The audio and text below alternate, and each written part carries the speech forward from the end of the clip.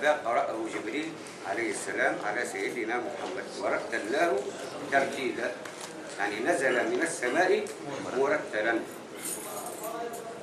والأخذ بالتجويد حتم لازم، من لم يصحح أو من لم يجود القرآن لازم، لأنه به الإله أنزل وهكذا منه إلينا وصل، يعني وصل مرتلا، منه إلينا وصل، وهو أيضا حلة التلاوة وزينة الأداء والقراءة.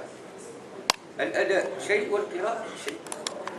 القراءة هي والأداء هو التحسين، تحسين الصوت. إذا بنا ناخذ القراءة، ناخذ أي آية أو أي سورة بعد أعوذ بالله من الشيطان الرجيم، بسم الله الرحمن الرحيم. سبح اسم ربك الأعلى الذي خلق فسوى. قراءة. الأداء سبح اسم ربك الأعلى الذي خلق فسوى والذي قدر فهدى. يعني الأداء هو إعطاء الحروف حقها ومستحقها. الأداء والقراءة، وأنا أقول لك وإعطاء كل الحروف حقها من صفة لها ومستحقها. من صفة يعني من صفة الحروف. إذا يكون الحرف مقلقل نعطيه حقه، إذا يكون حرف استعلاء نعطيه حقه، إذا يكون حرف همس نعطيه حقه. الصفات ثم سبق أن نخرج صفات الحروف، صفاتها جهر ورخم مستقل منفتح مصمتة مبدل مهموسها فحثه شخص سكت شديد ولطف جد وبين رخم وشديد وسبع علم خص ضغط صاد ضاد مطبقة أحسنت. هي صفات الحروف. السلام عليكم. بالنسبة للطلبة يبقوا جالسين في أماكنهم، شيخ أنت توا نظام الدوران بتاعك تمشي إلى الحلقة هيك الساعة الحلقة هيك الساعة القادمة تحط هيك ثم هيك ثم هيك باش ما يقعش إرباك بين الشيوخ. يعني الساعة القادمة تكون الحلقة هيك، الساعة القادمة تكون في بعض الغد ثم في بعض أقصى غد. واضح؟ الوقت يا شيخ 55 دقيقة ديما. الساعة 9:25 يعني ما قلنا الصفات يعطيكم الصحة كما حفظتوا المتون، المخارج حفظتوا المتن بتاع مخارج الحروف إن شاء الله. مخارج الحروف 17 الذي يختارهم من اختبر للجوف ألف وألف ثم لأقصى الحلق همز هاء ثم لوصله عين حاء أدناه غين خاؤها والقاف أقصى اللسان فوق ثم الكاف فوق ثم الكاف أسفل والوسط تجيم الشين ياء والضاد من حافته إذ وهي ضراس من أيسر أو يمناها واللام أدناها لمنتهاها والنون من طرفه تحت اجعلوا والراء دانيه لظهر أدخلوا يا صاحبي مش أدخلوا والطاء والدال وتاء منهما من عليا الثنايا والصفير مستكن منه ومن فوق الثنايا السفلى والضاد والدال والدال العليا من طرفيهما ومن بطن الشفة فالفاء مع أطراف الثنايا المشرفة للشفتين الواو باء ميم وغنة المخرج والخيشوم. يعطيكم الصحة.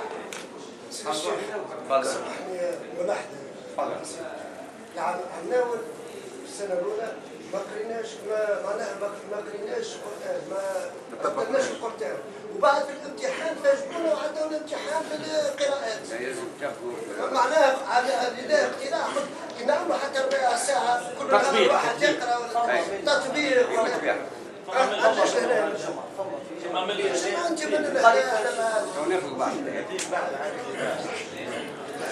وردوا كل واحد لأصله واللفظ في نظيره كمثله واللفظ في نظيره كمثله. هذه حفظناها ولا مازلنا؟ نحاولوا نحفظوا الأبيات هذوما ثم ناخذ الشرح مكملا من غير ما تكلف باللطف في النطق بلا تعسف. بل نعود مع بعضنا. والأخذ بالتجويد الأخذ بالتجويد حتم لازم، ومن لم يجود القرآن آثم، لأنه به الإله أنزل، وهكذا منه إلينا وصل. وهو أيضا حلية التلاوة وزينة الأداء وهو إعطاء أيضا وهو إعطاء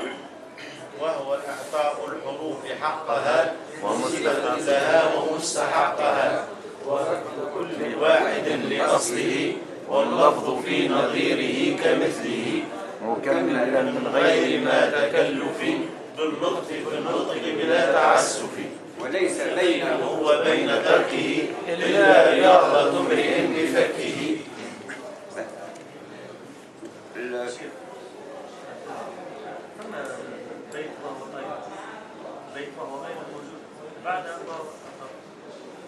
وهو أيضا حلية التلاوة وزينة الأداء والقراءة. وهو إعطاء الحروف حقها من صفة لها. أنت لازم تحفظها هكذا، ثم تبدل كما بكري قلت لكم: من لم يصحح من لم يجود. احنا في نحفظها مع بعضنا، ما ندخلوش بعضنا، ومن بعد انت كي تحب تبدل بدل. انا بعدل لك انا نسال بالك يقول الكتاب غلط. لا مش غلط، هو كل صحاح، هو الكل صحاح. بالنسبه لهنا يعني ما فماش ثم وردوا هونيك، وردوا كل واحد يقصد. احنا كان المهم في الفهم، الكلمات ساعة كلمة على 5 أوجه. وردوا كل واحد لأصله، واللفظ في نظيره كمثله، مكملا من غير ما تكلف. ما نكلفوا في القراءة. يعني برشا ناس يعني يجي باش يقرأ القرآن يتكلف، يعني يجيب في صوت وهو الصوت أو يقصر روحه، فهمتني؟ لا، نقرأوه براحة دون تكلف. أعوذ بالله من الشيطان الرجيم. بسم الله الرحمن الرحيم. الحمد لله رب العالمين الرحمن الرحيم. فما اللي يقصد الحمد هذه يتسمى تكلف. ماذا نقرأوه براحة، هذا هو معنى من غير تكلف. ثم وليس بينه وبين تركه إلا رياضة امرئ بفكه. الفك هو الفم. شيء يلزمنا بالنسبة لحفظة القرآن: أولا يحفظ المتن، ثم يحفظ القرآن. في حفظ القرآن باش نجمو بالترداد. الشاطبية تقول: وترداده يزداد فيه تجملا. يعني كنت كل ما ردوه ونلقاو فيه تسهيل في اللفظ، تتسرح لسانات بذكر الله وما يفلتش منه. لأن أنتم مش تاخذوه، مش تحفظوا المتون برك، ما تعملوش تحفظوا المتون وتحفظوا القرآن أيضا، لأن حفظ القرآن لابد منه. الشاطبية تقول: بدأت ببسم الله في النظم أولا، تبارك رحمانا رحيما وموئلا، وثنيت صلى الله ربي على الرضا، محمد المهدى إلى الناس مرسلا، وعترته ثم الصحابة ثم من تلاهم على الإحسان بالخير وبلا. وبلا جمع وابل، والوابل هو المطر، يعني مثل خير وبلا. وثلثت أن الحمد لله دائما ما ليس مبدوءا به أجذم العلا. أجذم في اللغة هو النقص. تبدأ حاجة ما هيش مبدوءة بسم الله فيها نقص. ما ليس مبدوءا به أجذم العلا. وبعد فإن كتاب الله أوفق شافعا، وأغنى غناء واهبا متفضلا، وخير جليس لا يمل حديثه أو جينا، وترداده يزداد فيه تجملا. يعني الترداد يزداد فيه تجمل. وهذا معنى ورد كل واحد وليس بينه وبين تركه إلا رياضة امرئ بفتحه. هذا هو الترداد. الترداد سواء في المتون أو وخاصة في حفظ القرآن. والترداد يزداد فيه تجملا، وحيث الفتى يرتاع في ظلماته من القبر يلقاه سنم متهللا. السنة هو النور، سنم متهللا. هنالك يهنيه مقيلا وروضة، ومن أجله في ذروة العز يجتلى. هذا بالنسبة للشاطبية، لأن الشاطبية والفرق ما بين الشاطبية وبين ابن الجزري كل القراءات. نحن نعرف فما كتاب اسمه النشر في القراءات العشر لابن الجزري. الشاطبية القراءات السبع، قراءات السبع يعني اللي يذكر فيها جزا الله بالخيرات عنا أئمة لنا نقلوا القرآن عذبا وسلسلة، فمنهم بدور 7 قد توسطت سماء العلا والعدل زهرا وكملا. فأما الكريم السر في التيب نافع، فذاك الذي اختار المدينة منزلا. وقالون وعيسى ثم عثمان ورشهم بصحبته المجد الرفيع تأثلا. أول بدر هو نافع. احنا الناس على ساعة قاوس يقول يقرأ حفص، لا يقرأ حفص. أما حفص إذا بتشوفوه في الشاطبين قاوه في المرتبة الخامسة. وحفص وبالإتقان كان مفضلا، من أسهل القراءات هي قراءة حفص. أول ما نبدأ نرتب القرآن نبدأ من الأحسن قالون، ثم ناخذ الوجه الثاني قالون، ثم نمشي من ورش، وهكذا. من طريق الشاطبية يقراو أول ما يقراو حفص، ثم يثني حفص، ثم شعبة، ثم شعبة عن عشر. لأن حفص يقرأ على المرسوم وهو أيسر هو بالنسبة للقارئ المبتدئ. القارئ المبتدئ، لأن فما القارئ المبتدئ يعطي صحة، وفما قارئ هما شنو في تونس الآن يأخذ رواية قانون، يأخذ الرجال، وأوجد رواية قانون، ثم ينتقل لرواية قراءة نافع دور اللوام، بعد الشاطبية قانون أو صحيح.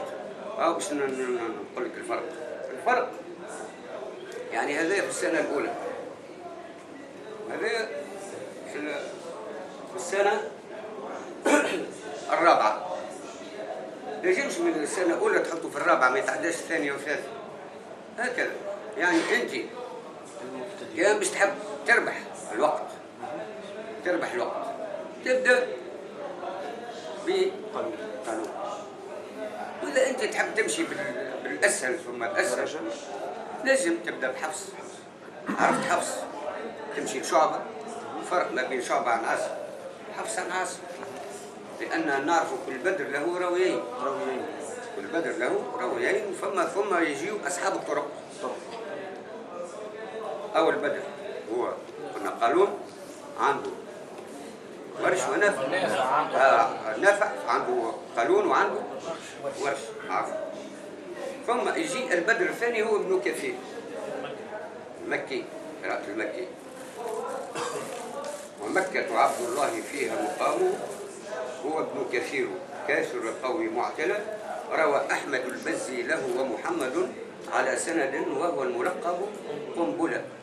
الملقب قنبلة يعني شهر قنبلة لكثرة علمه، سمي قنبلة لكثرة علمه. هذا أحمد. تفضل شيخ. كفروش من الأسد. تفضل. أول البدوري، مسألة أول البدوري بمعنى زمنيا أو كقيمة؟ أول قراءة في المدينة، أول قراءة في المدينة هي زمنيا. أي أول قراءة في المدينة. ما نقلق يعني الإمام الشاطبي ماذا قال؟ قال ومكة عبد عفوا جزا الله بالخيرات عنا أئمة لنا نقلوا القرآن عذبا وسلسلة، فمنهم بدور 7 قد توسط سماء العلا والعدل زهرا وكب. وأما الكريم في السر في التيب نفس، فذاك الذي اختار المدينة منزلا. يعني الإمام مالك شنو يقرأ على النافع وكل مذهب، والشافعي يقرأ على ابن كثير مثال. كل مذهب له قراءة. هذه هو علم القراءات. علم القراءات نأخذ عليها يعني معرفة، لكن هذه المعرفة باش ناخذوها في علم القراءات سأحاول أن نبين نسبتها إلى التأمل العقلي والجهد الفكري، لأنها صعيبة شوية. أنا سأحاول أن أنزل به من المفهوم الغامض إلى الوضوح، نحاول باش نوضحه أكثر، لأن هي الكل صحاح. سأقول لك شبيه هذا يقرأ هكذا هذا، لأن القرآن أنزل من السماء مرتلا، وقرأ جبريل عليه السلام على سيدنا محمد بالقراءات السبع، لأن القراءات هذه كلها صحاح. إذا قلت يسألونك عن الخمر والميسر قل فيه مثم كبير، وفي قراءة إثم كثير، ذو صحاح. قل قال كيفاش كبير وكثير؟ لأن نرجع للشاطبية، قل وإثم كبير شاع بالثاء مثلث وغيرهم بالباء نقطة أسفل، لأن القرآن نزل يعني كنا مرتلا، وكان ما فيش نقاط ما فيش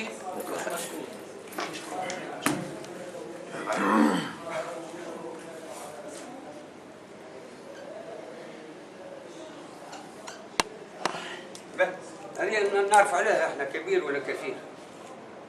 القرآن نزل هكذا، كتب هكذا، كتب يعطيك الصحة، كتب يعني ما كانش فيه وعليكم السلام. ما ايش عمل هنا ابن كثير؟ ابن الأسد دولي واسم كبير شاع بالثاء مثلث. الشين هنا اعطاها للكسائي وحمزة، والبدر اعطاهم حرف. خاطر باش نرجعوا للشاطبية تقول ومنهن للكوفي ثاء مثلث وستتهم بالخاء ليس بأغفلا، عنيت الأولى أثبتهم بعد نافعا وكوف وشاما ذالهم ليس مغفلا، وذو النقط شين للكسائي وحمزة وقل فيهما مع شعبة صحبة تلا.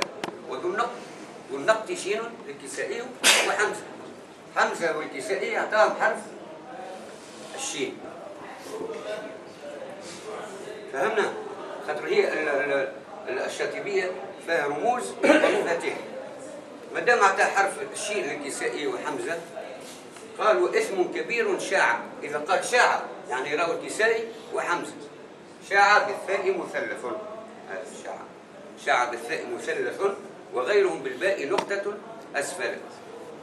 يعني جميع القراء يقرأوها باسم كبير، إلا الكسائي وحمزة يقرأوا اسم كثير. يسألونك عن الخمر والميسر قل فيه مثم كثير ومنافع للناس. ناخذ كلمة أخرى مثال، يا أيها الذين آمنوا إن جاءكم فاسق بنبأ يقول الكسائي وحمزة فتثبتوا، كل إصحاح. هذا هو علم القراءات. القراءة علم القراءات هو أنه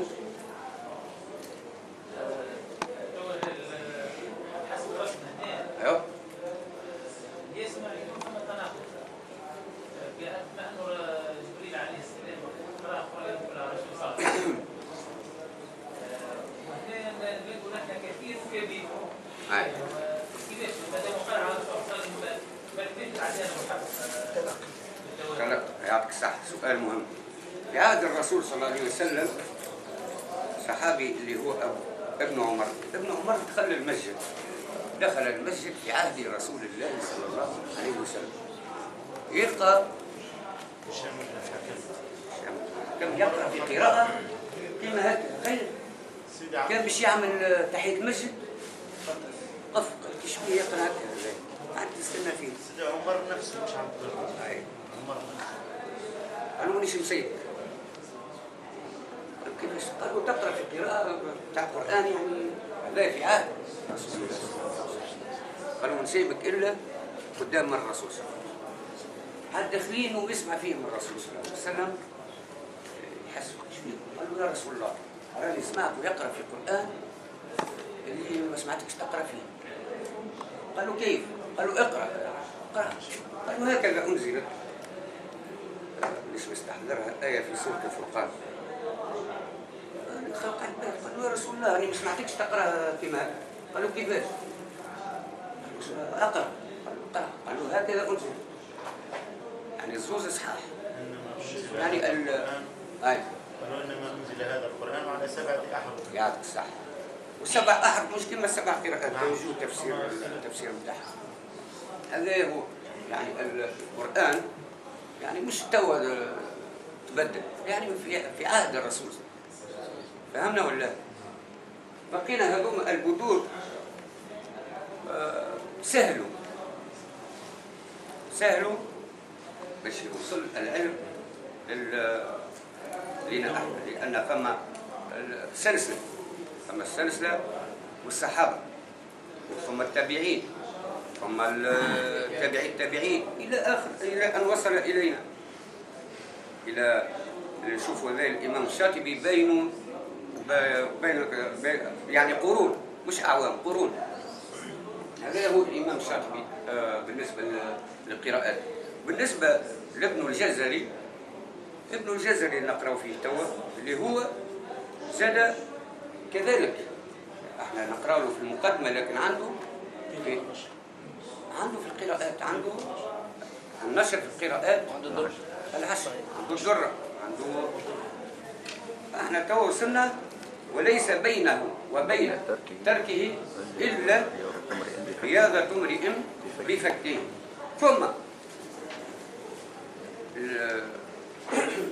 بعد المقدمة هذه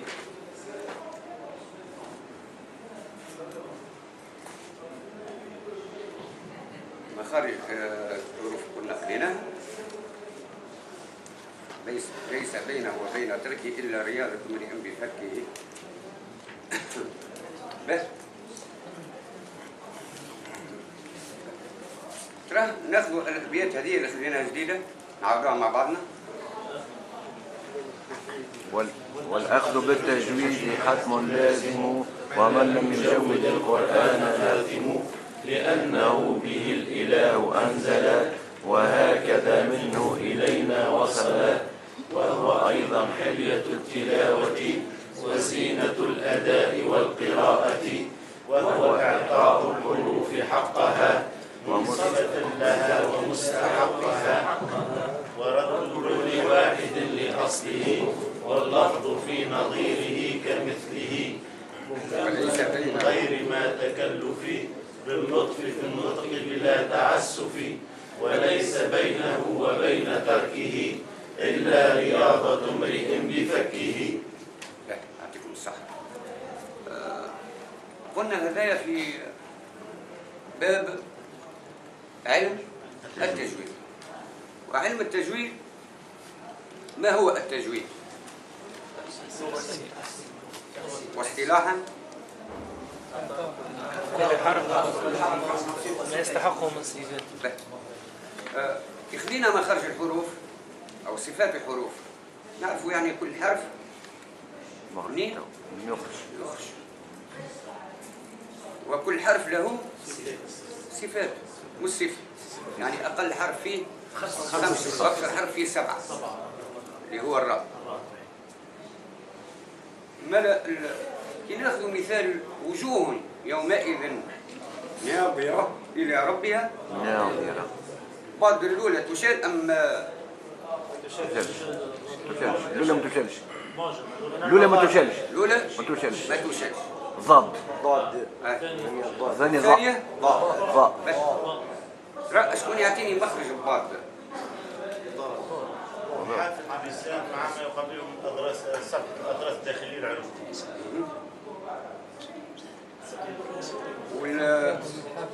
والفرق ما بين وجوه يومئذ ناظرة إلى ربها ناظرة. الأولى اللي ما تشاهد النظارة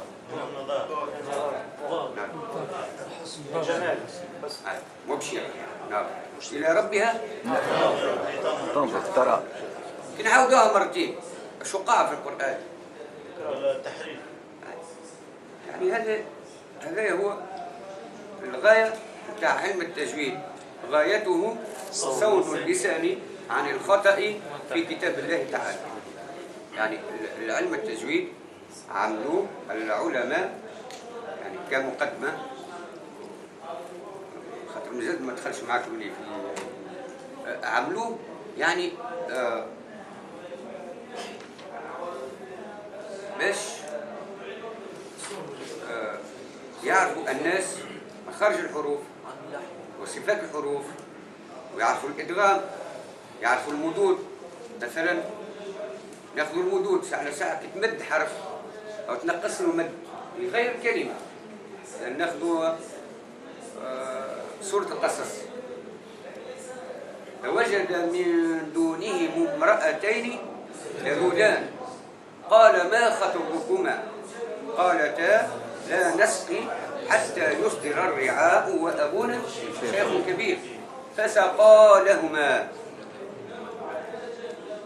يقولوا فسقى لهما ولاش فسق؟ استغفر الله العظيم.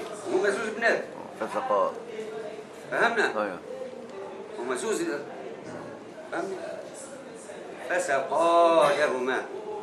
يقولوا فسقى لهما نحن المد لكن تغير المعنى تغير المعنى. شفنا علم التجويد. علم التجويد هو اللي منعك من تقع في حالات كما هذه. هو غايته صون اللسان عن الخطأ في كتاب الله تعالى. وعلم التجويد الغاية بتاعه هو صون اللسان عن الخطأ في كتاب الله تعالى، سواء من مدود أو من إدغام أو من الإدغامات الأخرى المتجانسين والمتقاربين والمثالين إلى غير ذلك. ما ليس بينه وبين تركه إلا رياضة امرئ بفكه اللي احنا وصلنا لها توا، هي الترداد. والترداد يكون الإنسان ماذا بيه يعمل ورد. ما عادش قاعدين تحفظوا انتم ولا في القرآن إن شاء الله. وإلا متون وبرك لازم معاه، لازم متموا معاه الحفظ راه باش تمشيو يولي ما نعرفش نعبر عليه تيوريك وبراتيك باش الشيء اللي يقع تطبيق نعرفوا مخارج الحروف. ماذا بينا نجيبوا مثال على مخارج الحروف، صفات الحروف نجيبوا مثال على صفات الحروف، وهكذا باش نفهموا المتون. قلنا ماذا بينا ناخذ بعض الآيات في هذا المجال في علم التجويد. أعطيكم وفي علم القراءات أعطيكم شنو الفرق. يعني علم التجويد شيء وعلم القراءات شيء آخر. أنتم دخلتوا في علم القراءات أم ما زلتوا في علم التجويد؟ زلتوا في علم التجويد. ما هو التفخيم؟ ما هو التفخيم؟ شكون يجاوب؟ زلتوا ما دخلتوش في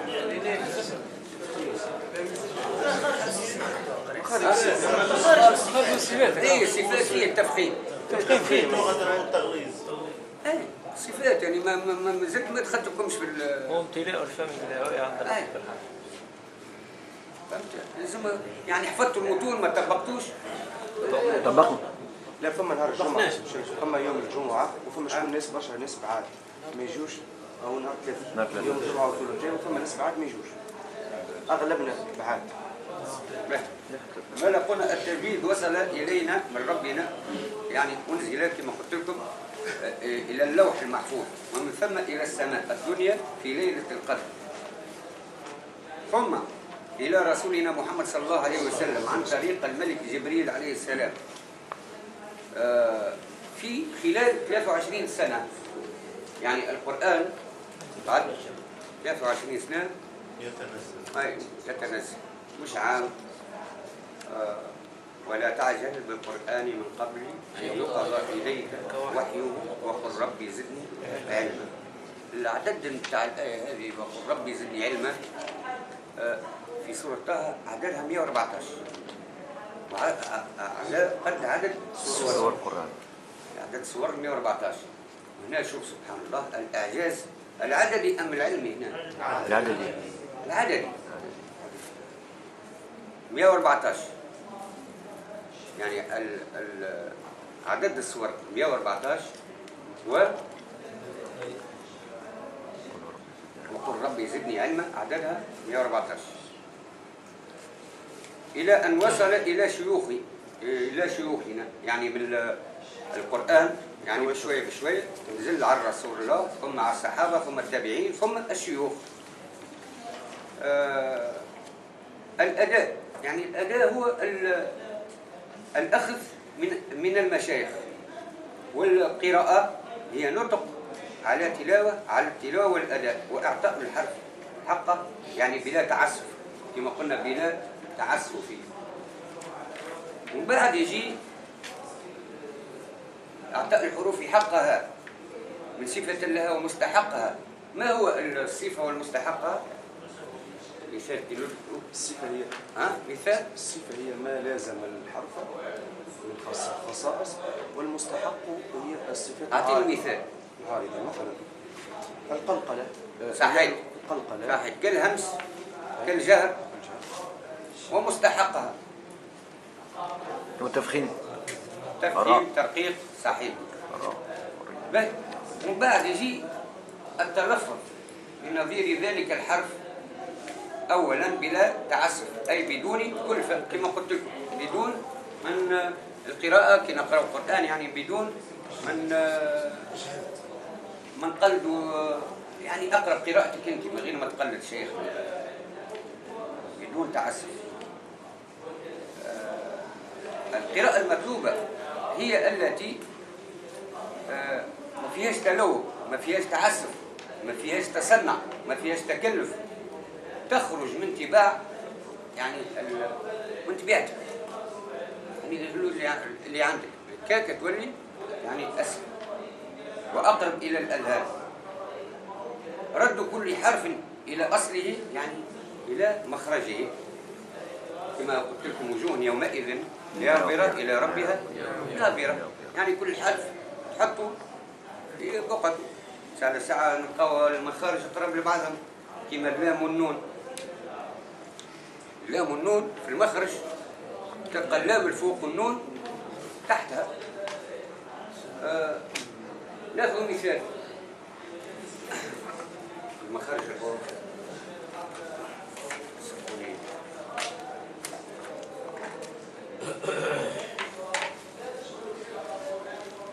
هذا علم القراءات توا في علم التجويد. هذه خلينا نشكلوها.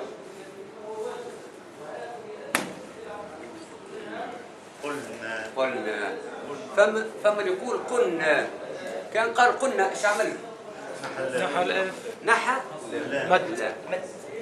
لا لا لا هي قلنا قلنا نحى حرف للحرف فيه 10 حسنات يعني قال قلنا اهبطوا منها جميعا وخاصة يبدا يرتل ساعات ما تفيقوش به يبدا لحنه باهي قلنا اهبطوا منها جميعا. وين اللام؟ قلنا هنا إظهار لام الفعل قلنا. علاش هنا نرجع لمخارج الحروف إعطاء كل الحروف حقها. فهمنا؟ هذا هو يعني ردوا بالنا منه خاصة المخارج يكونوا قراب لبعضهم. قلنا اللام النون كي نرجعوا لمخارج الحروف اللي حفظناها والنون ومن طرفه تحت تجعله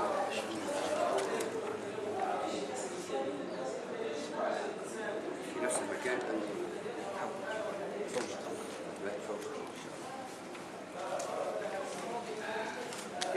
نشرح مخارج الحروف. والنون من طرفه تحت تجعله. ما معنى والنون من طرفه تحت تجعله؟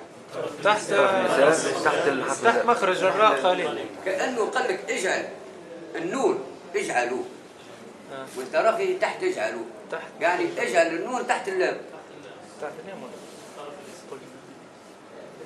فوق اللام، يعني تحت اللام. فهمني؟ قلنا اللام الفوق النون، والنون من طرفه تحت اجعل تحت اللام. فهمت؟ هذا هو الحرف هذايا نعرفوا المخرج نتاعو وين، وبعد نوليو نردوا بالنا ولا ما نوليوش. والمش عارف مخارج الحروف وصفات الحروف يقرا عادي، يعطيش أهمية وما يعطيش، بينما لكل حرف مكان، وكل حرف عنده صفاته. هذا هو الفرق بين يعني المخارج وبين الصفات. الصفات شيء والمخارج شيء. مخرج الحرف يعني كل حرف منين يخرج، والصفة شنو صفتك الحرف هذاك؟ يعني مرقق، مفخم، مقلقل، مهموس، مجهور. هذا هو. هذا الفرق ما بين الحروف المهموسة أو الحرف اللي غير مهموس. مهموسها فحثه شخص سكت، شديدها لفظ أجد قتل بكت. وخص الضغط انتبه. شنو الحروف هذه؟ مستعليات، مفخمة، حروف الاستعلاء. وقالت امرأة العزيز الآن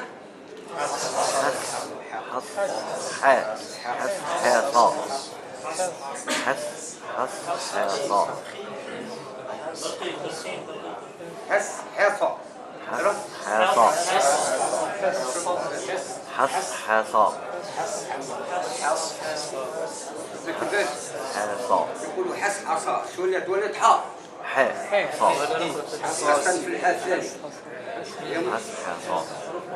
هذه يردوا بالنا منها.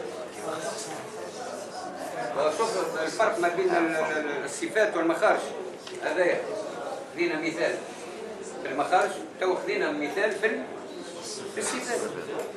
في الصفات كما نقول وقالت امرأة العزيز الآن حصحصة ولاد حاء يجي باش يرقق الحاء تولي الصاد تخرج السين والحسحسة.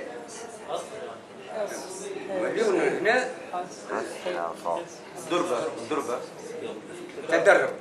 تدرب سنتنا والرياضة. ليس بينه وبين تركه إلا رياضة امرئ بفكه. ليس بينه وبين تركه إلا رياضة امرئ بفكه. هذه الرياضة يعني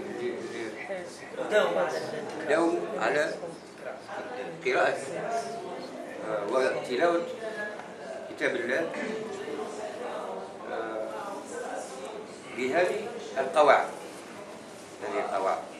ما نقراوش عادي. لما يقرأ القرآن كأنه يقرأ ولد صحيح. لا، نقرأ ترتيب، ورتل القرآن ترتيب. مش كان في جماعة أو في مع الناس يعني نبدأ نرتل، وفي نبدأ وحدي في الدار ونقراها. حتى في الدار وحدي نقراها مرتلا. نقراها سمع روحي.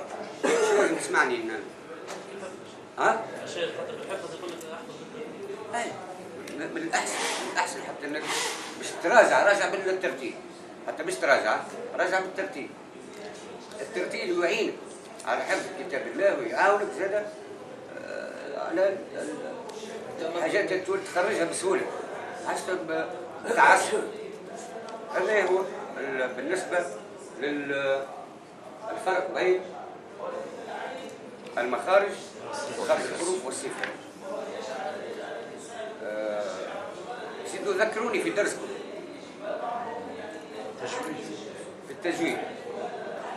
التجويد ما هو علم التجويد؟ التحسين.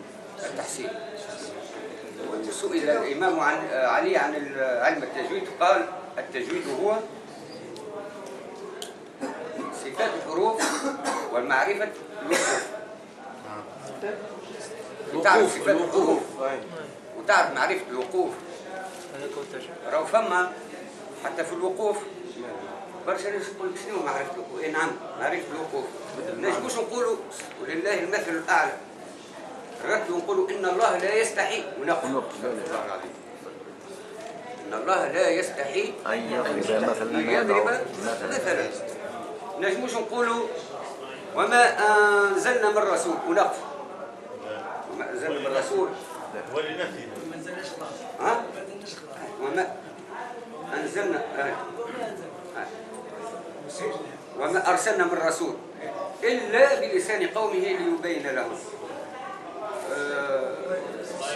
ويل للمصلين. لا لازم تقف. لازم تقف.